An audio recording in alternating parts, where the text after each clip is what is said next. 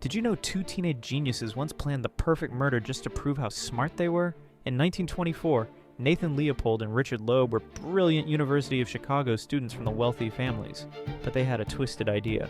They wanted to commit the perfect crime to show they were superior to everyone else. For months, they planned every single detail.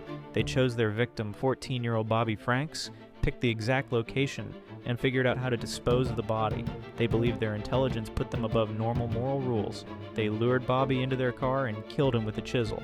Then they poured acid on his face to prevent identification and dumped his body in a culvert. Their plan seemed flawless. But perfection crumbled because of one tiny mistake. Leopold dropped his rare eyeglasses at the crime scene. The police traced the glasses directly back to him.